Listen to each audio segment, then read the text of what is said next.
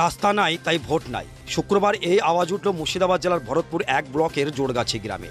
এদিন গ্রামের রাস্তার দাবিতে ওই গ্রামের বাসিন্দারা লোকসভা ভোট বয়কটের ডাক দিয়েছেন। বাসিন্দাদের দাবি, গ্রামে 2 জন পঞ্চায়েত সদস্য রয়েছে, প্রায় 2200 ভোটার, গ্রামে প্রাথমিক বিদ্যালয় ও মাধ্যমিক শিক্ষাকেন্দ্রও রয়েছে, কিন্তু গ্রামে ঢোকার 2 কিলোমিটার রাস্তা আজও তৈরি হয়নি। প্রাণ হাতে নিয়ে বর্ষায় যাতায়াত করতে হয় বাসিন্দাদের। এমনকি গ্রামে অ্যাম্বুলেন্সও ঢোকে না। অ্যাম্বুলেন্স দাঁড়িয়ে থাকে গ্রাম থেকে 2 কিলোমিটার দূরে নোনাই ব্রিজের ওপর। পশুটিকে নিয়ে যেতে হয় ডুলি করে। এমন অবস্থায় এদিন দুপুরে গ্রামে ছোট বড় সকলেই দল বেঁধে রাস্তার দাবিতে সরব হন। হাতে প্ল্যাকার্ড নিয়ে গ্রামে মিছিল করে ভোট বয়কটের ডাক দেন। বাসিন্দারা জানিয়েছেন, সাংসদ থেকে পঞ্চায়েত পর্যন্ত সমস্ত জায়গাতেই রাস্তার দাবিতে আবেদন নিবেদন করেছেন। ভোটের আগে প্রতিশ্রুতি দেওয়া হলেও ভোট মিটতেই দাবি আদায় হয় না। তাই এবার আর তারা বুথমুখী হবেন না। গ্রামে রাস্তা না হওয়ায় একটিও ভোট দেবেন না। এই বিষয়ে বাসিন্দারা কি বলছেন শুনুন। বিসমিল্লাহির রহমানির রহিম।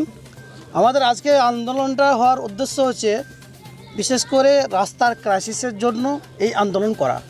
কারণ আমরা সারা জীবন জন্ম থেকে নিয়ে এই পর্যন্ত মানে যতদিন আমরা এই গ্রামে বসবাস করছি, কোনো দিন কোনো বর্ষাতে কোনো বৎসর আমরা খালি পায়ে ছাড়া চপ্পল পায়ে দিয়ে হাঁটতে পাই নাই। 1 নম্বর কথা। 2 নম্বর কথা হচ্ছে যে এই গ্রামের বর্ষার দিনে কোনো গাড়ি বিপদ, কোনো আপদ কিংবা কোনো অ্যাক্সিডেন্ট কেস বা অ্যাম্বুলেন্স ঢোকার জন্য যেটা দরকার, আজ পর্যন্ত কোনো বর্ষাতে অ্যাম্বুলেন্স ঢুকতে পারে নাই। যদি অ্যাম্বুলেন্স ঢুকতে হয় 2 কিলোমিটার ঘাড়ে করে নিয়ে যাওয়া, টিচারে করে নিয়ে যাওয়ার পরে তারপরে সেখানে অ্যাম্বুলেন্স থেকে নিয়ে মানে পেশেন্টকে নিয়ে যেতে হয়।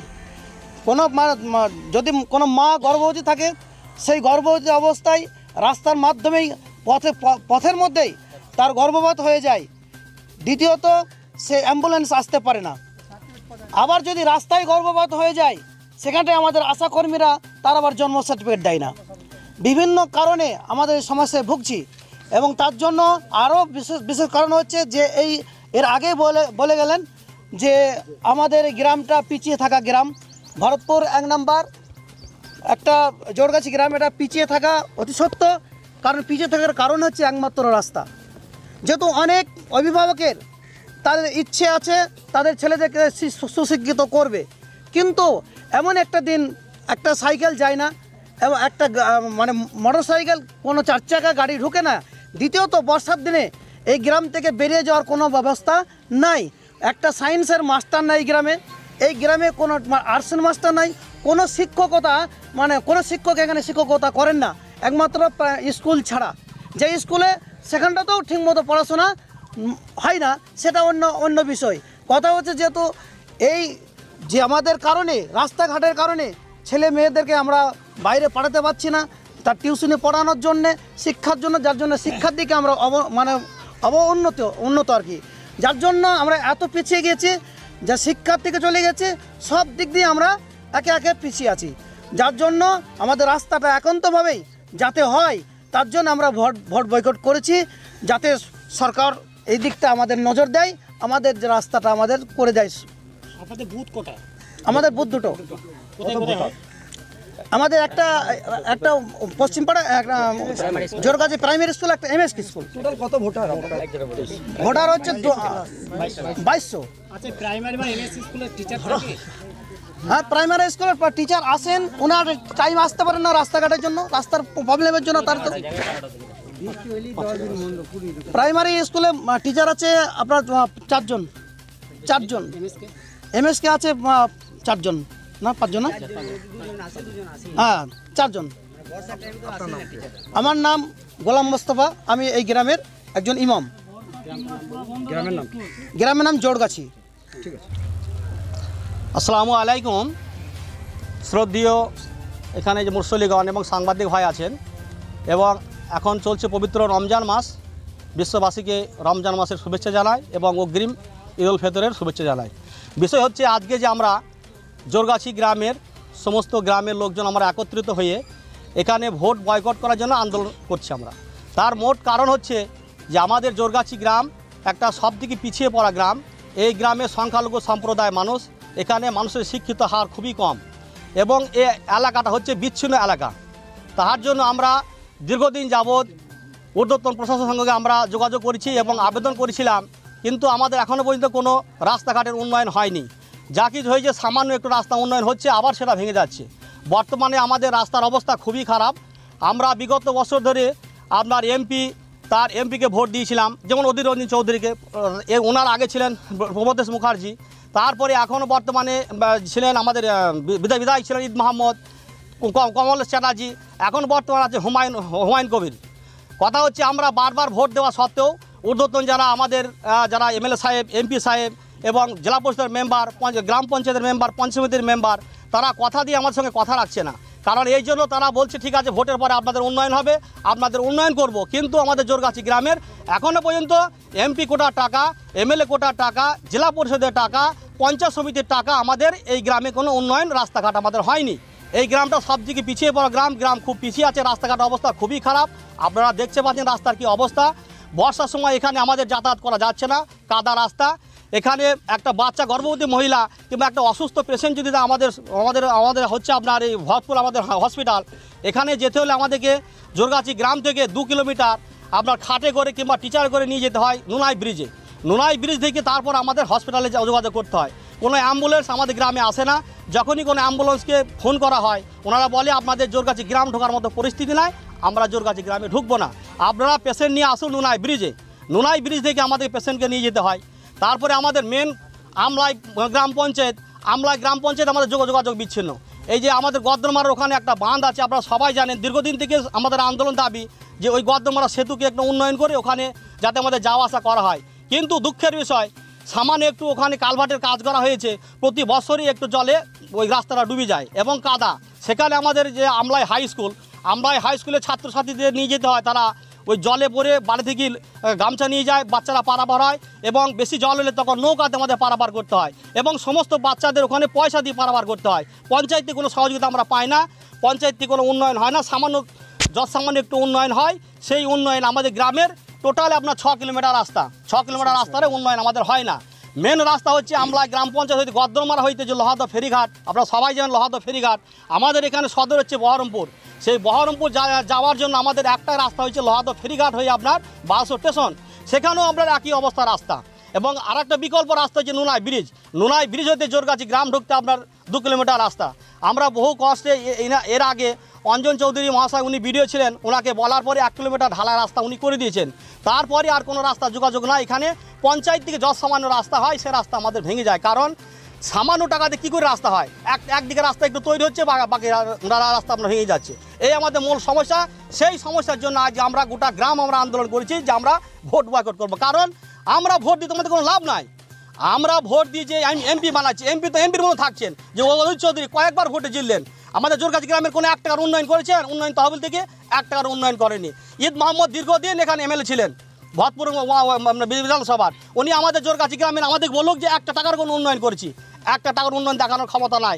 তারপর জেলা পরিষদের মেম্বার বর্তমানে বাবর আলী ছিলেন, এখন বর্তমানে আছেন, এখনও পর্যন্ত 1 টাকার আমাদের জোরগাছি কোনো উন্নয়ন নাই। পঞ্চায়েত সমিতি থেকে একটা উন্নয়ন নাই, একটা উন্নয়ন করছে, যা কিছু উন্নয়ন হয় সামান্য তুচ্ছ টাকা, সেটা গ্রাম পঞ্চায়েত। তবু গ্রাম পঞ্চায়েতে হচ্ছে খুব সমস্যার জায়গা, কারণ এখানে আমলাই পঞ্চায়েতে যারা নেতৃত্ব করে তারা হচ্ছে মানে মুষ্টিমেয় কয়েকটা ব্যক্তি, তারা আমলাই অঞ্চলের, তাদের নিজের রাস্তা নিয়ে ব্যস্ত। এখানে যে জোরগাছি গ্রাম যে 6 কিলোমিটার রাস্তা, সব থেকে বড় রাস্তা হচ্ছে এই যে গ্রামে। এই জোরগাছি গ্রামে আপনার প্রায় 2200-এর ওপর ভোটার আছে। এখানে দোকানে পঞ্চায়েত সমিতির মেম্বার, অথচ এখানে উন্নয়ন নাই। আর যেখানে যাচ্ছে আমলাই দেখবেন ঢালাই রাস্তা আছে, অথচ ঢালাই রাস্তার উপর আবার ঢালাই হচ্ছে। কিন্তু এখানে আমলাই পঞ্চায়েতে যে টাকা আছে বছরে প্রায় 1 কোটি টাকা আছে, সেটা কিন্তু এর আগে 15টা মেম্বার ছিল, 15টা মেম্বার দিয়ে ভাগ করতো, তাহলে ম্যাক্সিমাম 6 থেকে 7 লক্ষ টাকা। এই যেখানে 6 কিলোমিটার রাস্তা, এইখানে যদি বছরে 5-6 লাখ টাকার কাজ উন্নয়ন হয়, তাহলে সে রাস্তা কোনো থাকবে না বলুন? এর জন্য আমরা বিকল্প রাস্তা ভেবেছি যে আমরা ভোট বয়কট করবো, ভোট আমরা দেবো না। এই সমস্যাটা আপনাদের কতদিন থেকে? এই সমস্যা যতদিন আমাদের এই জোরগাছি গ্রাম আপনার জন্ম হয়েছে ততদিন থেকে আপনার এই সমস্যা, একই সমস্যা। আনুমানিক প্রায় 80-90 বছর। তাহলে হঠাৎ এই লোকসভা ভোটের আগে এইরকম, এর আগে না করে এই ভোটের আগে এরকম সিদ্ধান্ত কেন নিলেন? সিদ্ধান্ত নেওয়ার কারণ হচ্ছে মানুষকে বিশ্বাস করে ধরুন আমরা ভোটটা দিয়েছি। এর আগে বিগত মানে এর আগে ছিল আপনার আরএসপি দল, তারপরে আমরা কংগ্রেস দল, ইদানিং এখন তৃণমূল দল এসে তিনারা এসে আমাদের প্রতিশ্রুতি দিচ্ছেন যে আমরা ভোটের মধ্যে আমাদেরকে ভোট দেন, ভোটে যদি আমরা পাস করি তাহলে আপনাদের উন্নয়ন করে দেবো, আপনাদের রাস্তাঘাট করে দেবো। কিন্তু ভোট পার হয়ে যাওয়ার পরে তাদের আর কোনো দেখা সাক্ষাৎ নাই। গ্রামে আদৌ পর্যন্ত তারা একদিনও এখন পর্যন্ত আসেনি। প্রত্যেকটা গ্রাম পঞ্চায়েতে পথশ্রীর রাস্তা হচ্ছে মাইলের পর মাইল। তা আপনাদের এখানে মেম্বার আছে, মেম্বারদের বলেননি যে পথশ্রীর রাস্তা এখানে দিতে? দুঃখের বিষয় হচ্ছে আমলাই অঞ্চলে দুখানা পথশ্রীর রাস্তা পেয়েছে আমাদের আমলাই অঞ্চল, কিন্তু আমলাই অঞ্চলে দুখানা আপনার অঞ্চল সভাপতি, একটা হচ্ছে মধুসূদন নন্দী, একটা হচ্ছে মাহারুল শেখ। এনাদের নেতৃত্বে আমলাই অঞ্চলে দুখানা পথশ্রীর রাস্তা হয়েছে। একটা হচ্ছে আমলাই মাছবাড়া হইতে ভালিপাড়া যে আপনার গ্যাস সেন্টার আছে ওইখানে, আর একটা হচ্ছে ভালিপাড়া হিন্দুর মানে গ্রামের ভেতর হইতে মাঠের দিকে যেখানে গরু বাছুর চড়ে, ছাগল ভেড়া চড়ে, যেখানে জনগণ যাওয়া আসা করে না, সেইখানে রাস্তার হচ্ছে দুঃখের বিষয়। মমতা ব্যানার্জি যে উন্নয়ন করার যে পথশ্রী রাস্তা যে পরিকল্পনা নিয়েছে অবশ্যই ভালো জিনিস, কিন্তু যেখানে পাওয়ার দরকার সেখানে না দিয়ে আপনার উন্নয়ন সেখানে হচ্ছে না, যেখানে যা পাওয়ার দরকার নাই সেখানে দিয়ে দিচ্ছে। মানে সঠিক জায়গায় নির্বাচন হয়নি। এটা কি করেছে, যারা ক্ষমতায় আছে তারা নিজেরা আত্মসাৎ করেছে। তো আগামী দিনে যদি কোনো নেতৃত্ব এসে ভোটের আগে আপনাদের যদি আবার প্রতিশ্রুতি দেয় যে ভোটের পরে আপনাদের রাস্তা করে দেবো, আপনারা কি এই বয়কট থেকে সরে যাবেন? বিষয় হচ্ছে আমরা কোনো প্রতিশ্রুতিতে আমরা ভোট দেবো না। আমরা ভালোভাবে জানি যে ভোট বয়কট করলেও আমাদের এখানে রাস্তা হবে না, কারণ যখন ইলেকশন ঘোষণা হয়ে গেছে এখন সরকারিভাবে কোনো উন্নয়ন হবে না, সেটা আমরা ভালোভাবে জানি। তবু আমরা আন্দোলন করছি। কোন কারণে? আগামী দিনে ভবিষ্যৎ দিনে আমাদের গ্রামের সরকারি যারা প্রশাসন আছে তাদের মাথায় যেন ঢোকে যে হ্যাঁ, একটা ভরতপুর ব্লকের 1 নম্বর ব্লকের আমলাই অঞ্চল জোরগাছি একটা গ্রাম আছে, সব দিকে পিছিয়ে গেল গ্রাম, এই গ্রামে কোনো উন্নয়ন হয়নি। মানুষ দীর্ঘদিন আশায় বসে আছে, তাদের সেই আশাটা যদি আমরা পূরণ করতে পারি, তার জন্য যদি তারা দৃষ্টি আকর্ষণ করে তাহলে আমাদের রাস্তাঘাটটা হবে। তাহলে আপনারা বলছেন জানেন যখন, তাহলে কি ভোট দেবেন? না, আমরা ভোট দেবো না। আমরা কোনো দলকে ভোট দেবো না, কংগ্রেসকে দেবো না, বিজেপি দেবো না, আরএসপি দেবো না, তৃণমূলকে দেবো, কোনো গ্রামকে ভোট দেবো, টোটাল গ্রামে ভোট দেবো। আপনাদের এই আন্দোলনে আপনাদের যারা নির্বাচিত প্রতিনিধি অর্থাৎ গ্রাম পঞ্চায়েত সদস্য, তারা কি আপনাদের এই আন্দোলনে শামিল? হ্যাঁ আছেন, ওনারা শামিল হয়েছেন এবং যারা দরখাস্তটা করা হয়েছে ওনারা প্রথম 1 নম্বরে যে দুটো গ্রাম পঞ্চায়েত সদস্য আছে ওনারা সই করেছেন, 3 নম্বরে আমি সই করেছি, আদার্স গ্রামের সমস্ত মানুষ সই করেছে সব। কি নাম আপনার? আলিজুর রহমান শেখ, বাড়ি জোরগাছি। এর যে রাস্তার ডিমান্ড সেটা হয়তো ন্যায়সঙ্গত হতে পারে, কিন্তু ওদের যে ধরনের রাস্তা, যে ধরনের ভৌগোলিক মানচিত্রে ওরা বসবাস করে, সেখানে রাস্তা করাটা অত সহজ ব্যাপার না।